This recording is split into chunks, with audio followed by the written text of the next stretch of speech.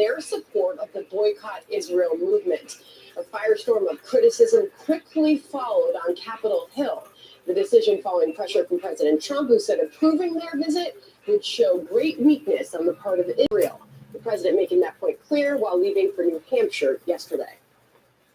They are very anti-Jewish and they're very anti-Israel. I think it's disgraceful, the things they've said. You have lists of, this isn't just a one-line mistake. What they've said about Israel and Jewish people is a horrible thing, and they've become the face of the Democrat Party. The things that they've said, Omar, Tlaib, what they've said is disgraceful. So I can't imagine why Israel would let them in. But if they want to let them in, they can. But I can't imagine why they would do it. Trey Yingst is following all this story for us from Jerusalem live this morning. Trey, good morning. Sandra, good morning. After denying access to Israel for Congresswoman Rashida Tlaib and Congressman Ilhan Omar, the Israeli government is going to allow for a humanitarian visit for Representative Tlaib.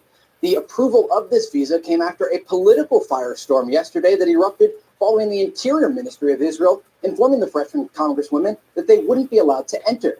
The decision was made based on an obscure 2017 law that gives the government the ability to deny visas to those who support the Boycott, Divest, Sanctions, or BDS movement. An exception is being made for Tlaib since she plans to visit her Palestinian grandmother in the West Bank and has signed a letter promising not to promote any boycott against Israel. Rashida is not carrying a weapon and directing it against Israel. She is coming to visit her family, her country, her people. It's her right to visit her country and her family.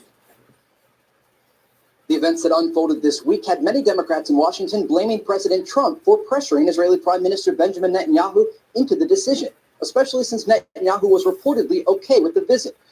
Trump tweeted twice on Thursday saying that representatives hated Jewish people and the state of Israel. Now, among the many statements made by House Democrats, Speaker Nancy Pelosi said, quote, Israel's denial of entry to Congresswomen Tlaib and Omar is a sign of weakness and beneath the dignity of the great state of Israel. The president's statements about the congresswomen are a sign of ignorance and disrespect and beneath the dignity of the office of the president. Pelosi has not commented today on the approval of the humanitarian visa for Tlaib. Now, Sandra, one interesting development on the ground, Representative Tlaib is receiving some backlash from Palestinians online who say that by signing this letter, giving up her right to boycott Israel, she is giving in to the demands of the Israeli government. Sandra? Trey Yingst, thank you. I want to bring in James Freeman, Wall Street Journal, Fox News contributor, for more on this and the Trump rally last night and a lot more, too. How you doing? Good to be here. First, react to the story in Israel. What's your take on it? Yeah, well, I don't think Israel is under any obligation to welcome in people who are there to attack Israel and its policies. I think, obviously, when they saw this situation with Tlaib, where she's saying, I'm not going there to air all my grievances, real or alleged, against Israel. I'm simply going there to visit my grandmother. They said, fine.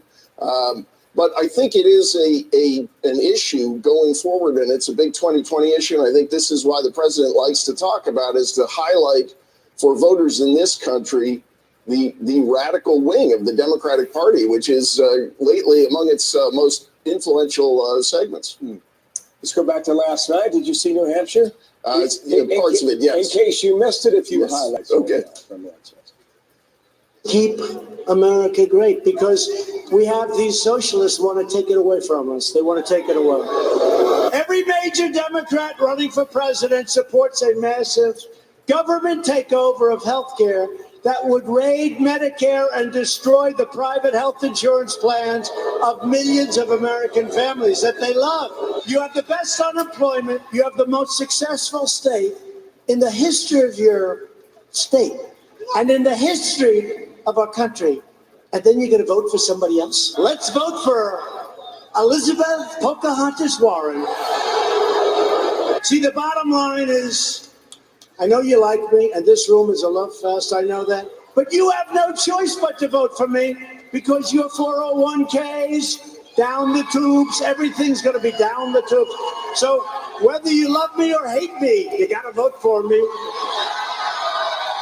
So you have no choice, James. Yeah, that was kind of the Trump re-election message in one handy soundbite there.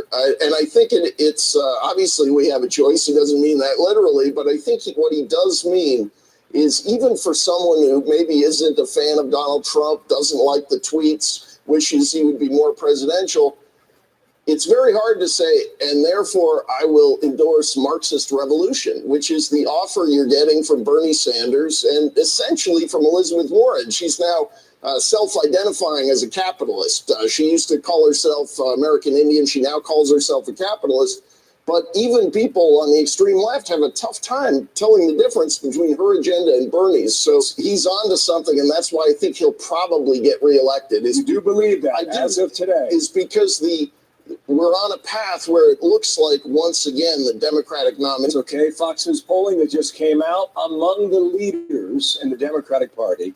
The president trails all of them, down 12 to Biden. Yeah, and I'm sure people on Twitter right now are sharing the 2015 polls showing Hillary was going to crush him. And obviously this time this didn't give him much of a chance. But I think once the opponent is defined and that agenda is clear to the American people and they have a choice between what is a pretty good economy right now, I'd like to see these trade fights resolved, and a radical restructuring of American society. I think for a lot of people, they will reluctantly conclude he's right. They don't have a choice. All right, so we are hearing right now that Rashida Tlaib just tweeted she will not be going to Israel. So that's the latest on that. Another poll here. Check this out, okay? You want to explain this one?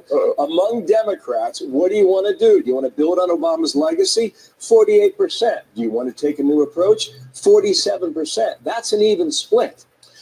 What's it tell us? Yeah, I think that the top number there may be telling you that's the Biden vote. He has not had an extremely impressive performance thus far.